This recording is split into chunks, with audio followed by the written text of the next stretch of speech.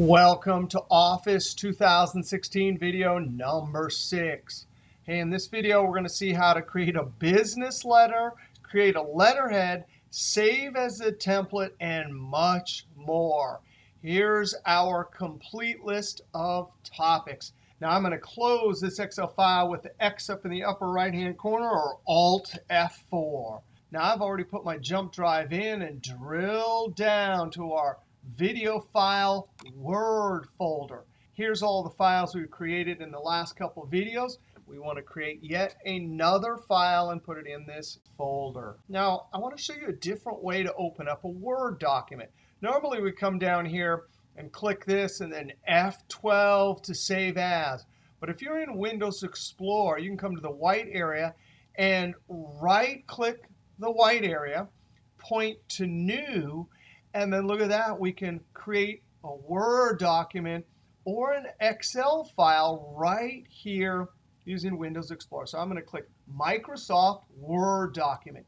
Immediately, it puts the file in the correct location and highlights just the file name, not the extension. So I'm going to immediately type letterhead and enter.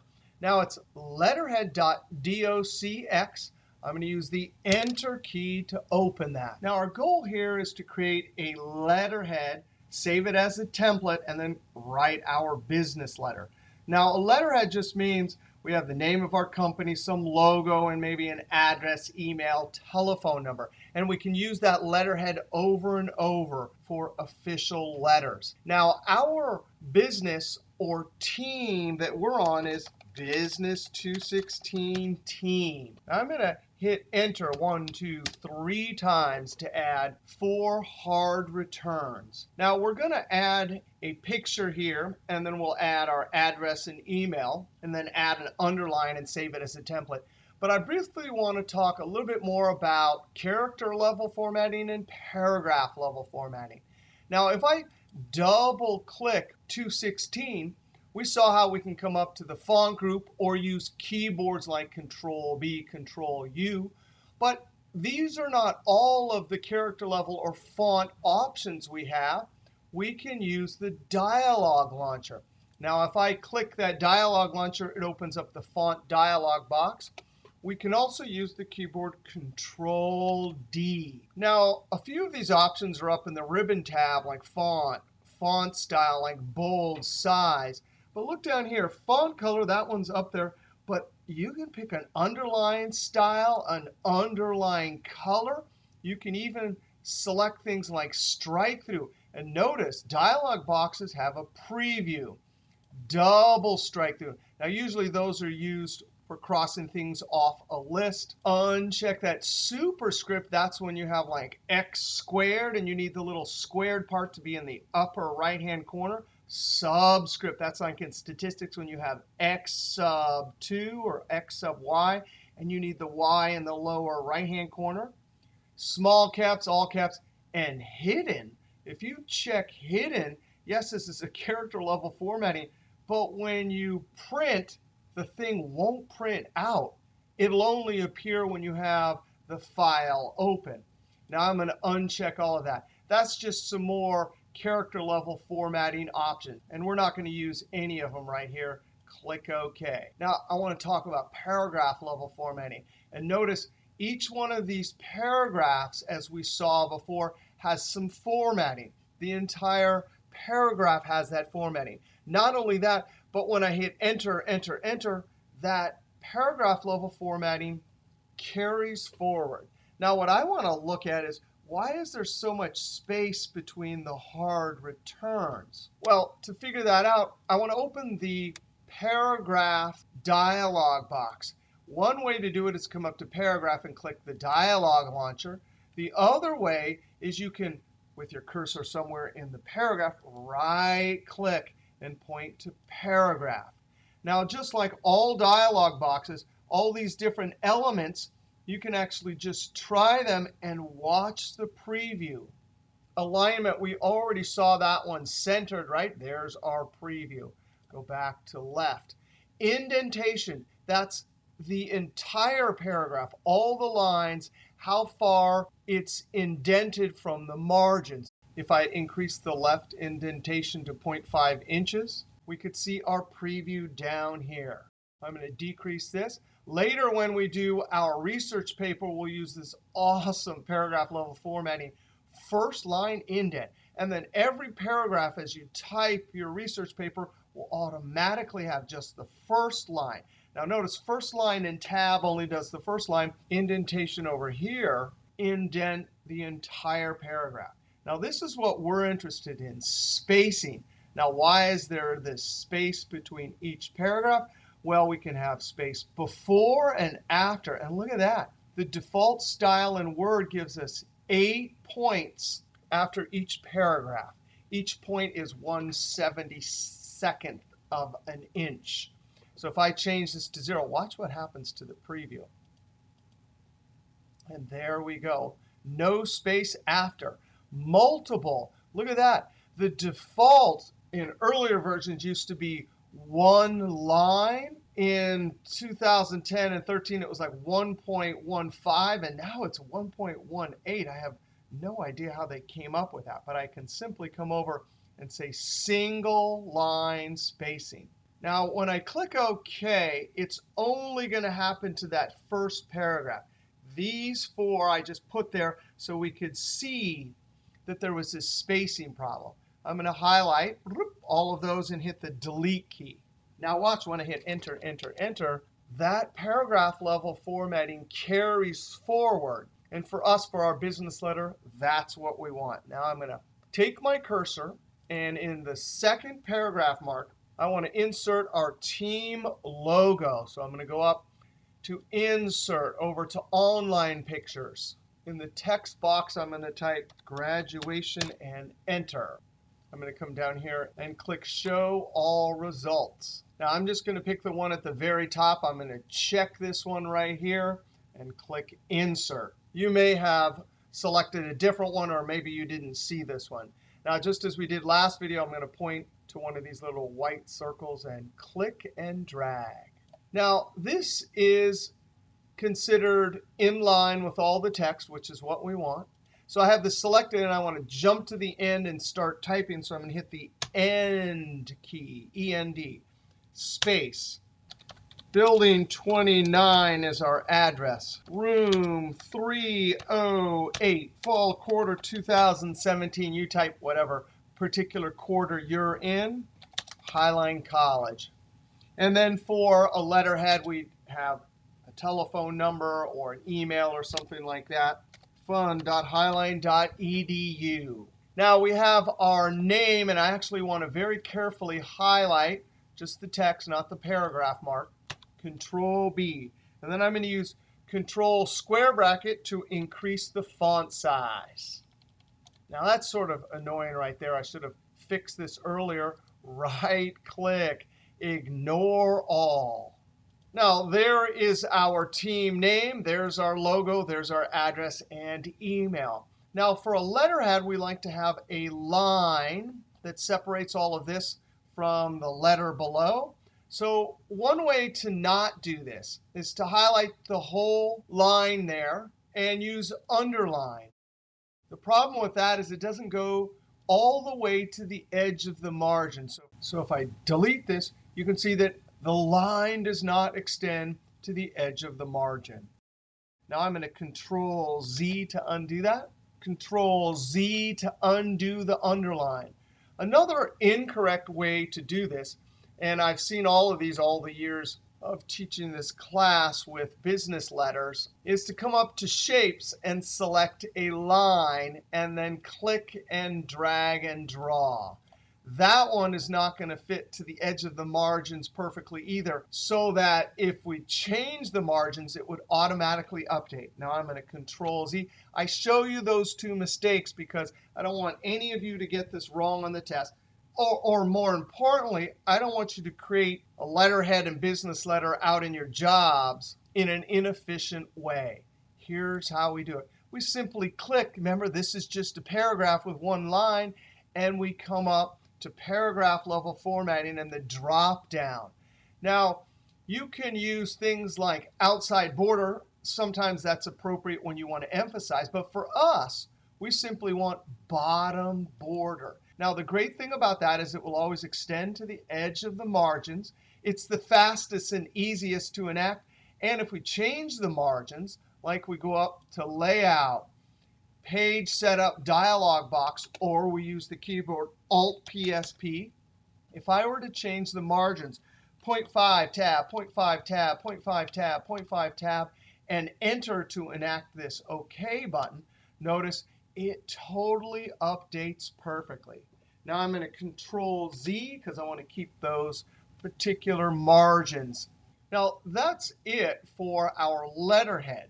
So what a lot of people would do is they would save this, Control S, and I want to close it with the X or Alt F4. And I want to see what happens if we open up this Word document. Remember, our goal is to have this sitting here on our computer and open it up many different times every time we need to type a new letter.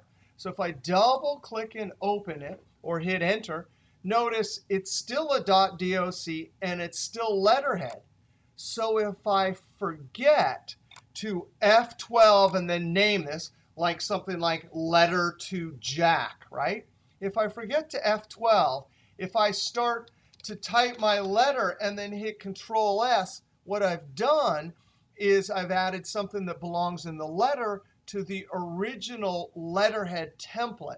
So I'm going to Control Z, Z. So the way you get around this is we're going to save it as a template.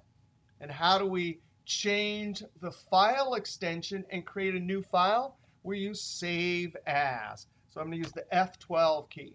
And sure enough, down in the dropdown for file extensions, right below our default, and then the M for macro, and then the DOC if we want to save it to an older version, is a template. Templates have been around for a long time, and they do something special. I'm going to select that. DOT for template X. I can already see the file name and the extension. And notice it did something that's annoying to me. It tried to save to the normal Microsoft template location. So if we're not paying attention with our file management skills, we might save it there and then not know where it is later. I can see right here clearly on the left our jump drive. Click. Highline, fall, 216, video, and there it is, O2 Word. Where do you want to save it? It's in the right place. There's the same name, but with a different extension, .dotx, and click Save. I can see up here it's showing .dotx. Now I'm going to close this Alt F4, and now clearly we have two different files. But watch what happens when you double click or highlight and hit Enter to open a template. It's totally polite. It knows that that template should always sit there unaffected, and it will always open as if it was a brand new document. Now, if you forget and type and then Control S, of course, Control S will open up Save As.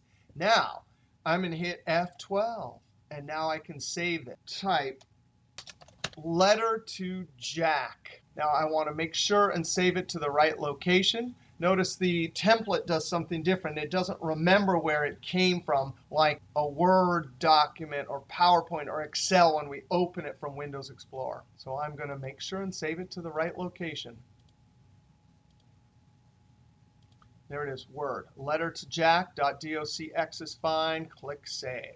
All right, so templates. I love templates.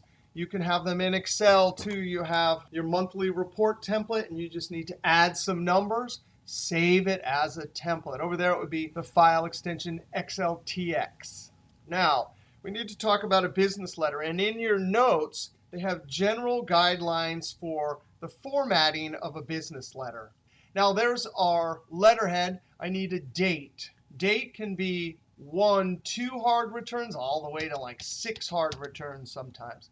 I'm going to backspace. Now, for our letter, we're always going to align the date and our closing, like sincerely or truly yours, and the actual name. We're always going to align them on if we look at our ruler up here, the 3.5 inch mark. Now, again, there's lots of conventions for letters. Sometimes the dates are on the left. Sometimes they're on the right. Sometimes there's a very exact location. So we're going to set our date, closing, and signature all at 3.5 inches. Now, the way we do this most efficiently is to set a tab. Now, notice if I hit the tab key, that's the default.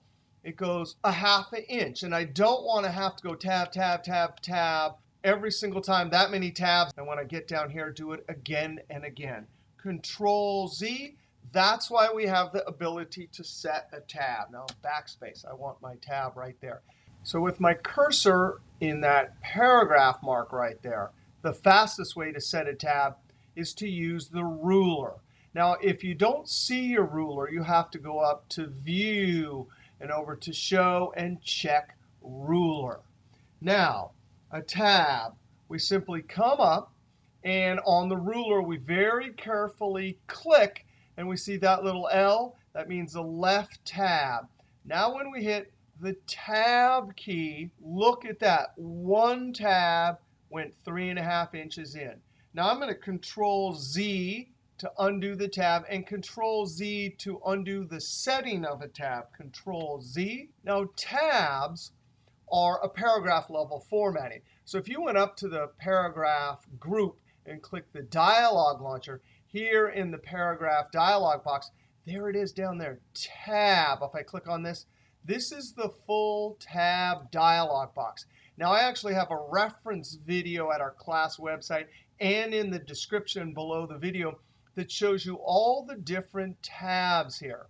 Now, if we were going to set it here, we'd simply open this up. And let me show you the keyboard if you ever need it. Alt-O-T is the keyboard for tab. Then I simply type 3.5. Now, when I click OK or hit Enter, I can see that L right there. Now, again, the fastest way is to simply click with your mouse on the ruler. Now, remember, that's a paragraph level formatting. So watch this. If I hit Tab, when I hit Enter, that tab is still in that paragraph mark. Tab, Enter, Tab. Now, we're not going to use tabs in this part of the letter, but down at the bottom when we get to our closing and signature, we will use the tab key, and it will still have our 3.5 inch tab. Now, Control Z and Tab. Now, I want to insert a date. And instead of typing it out, I'm going to go up to Insert, over to Text, Date and Time, and click Date and Time. Now, the keyboard for that is important because we're inserting dates a lot. The Alt keyboards, remember, we hit Alt. We look when we're teaching ourselves for the first time. There's an N. I hit the N key. Now, I'm looking at date. I see the D, so I hit D. The slow Alt keys are for when you're learning the first time. Once you get it, then you Alt-ND. Now, I'm going to down arrow, and I'm going to put Tuesday, October 3rd, 2017. Now, I want you to notice something, that this is checked on my computer to be automatic. That means if I click OK, every time I open up this letter to Jack file, the date will be updated. Now, I'm going to click OK for a second because I want to show you something. That may or may not be what you want. Most of the time, for a letter, you want the historical date there. Now, if you hover your cursor, it shows gray. That means you know that there is something behind the scenes going on. This is actually called a field. Right-click Update Field. That only shows up when there's some secret stuff happening behind the scenes.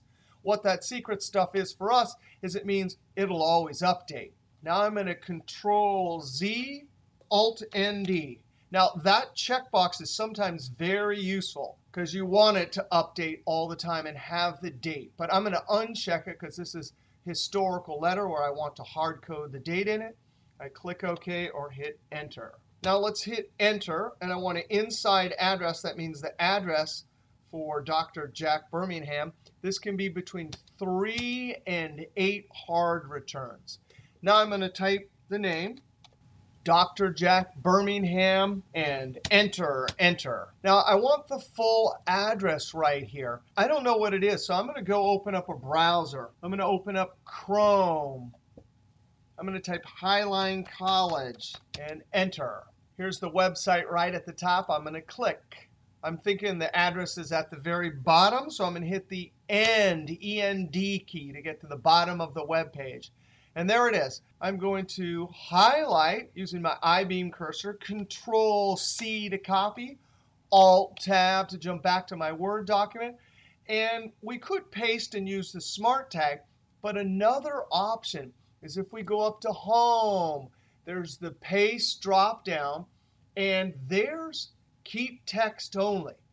Another way to do this is right-click. And I'm right-clicking that paragraph, and there's our Keep Text Only. If you forget and Control-V, there is our Smart Tag for changing the paste options as we saw last video. I'm going to select Keep Text Only. So there's 3 ways to do this common task.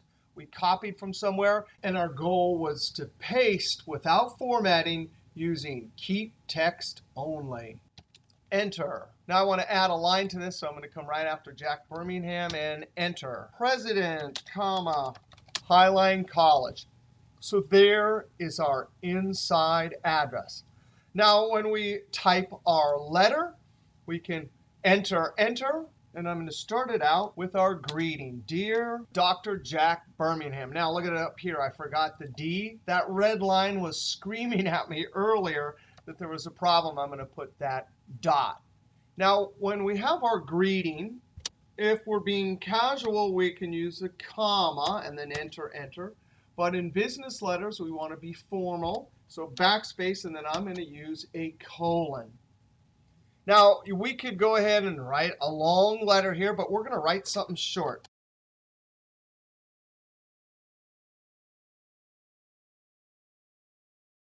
So we type some text, hitting enter each time. I hit enter, enter, and now when I hit tab, look at that. My closing line is perfectly lined up. So I type sincerely, comma, and then enter, enter, enter, tab. Look at that. Business 216. Now we left some room there so we could sign it. I'm going to Control S. And there is our finished business letter where we created a template letterhead, and we're sure to use paragraph level border for that. We inserted a date, used our correct formatting, and of course that awesome tab feature, that paragraph level formatting. Now, there's one other thing we actually need to talk about when we create a file from a template. Now, I'm going to close this finished business letter, Alt F4. If we ever want to edit this dotx, well, of course, if we double click it, it opens it as a .docx file. So if we want to edit it, one way to do this is when we have Word open, I'm going to click Escape, and we can go up to File, Open, down to Browse. And this is the Open dialog box. We'll drill down.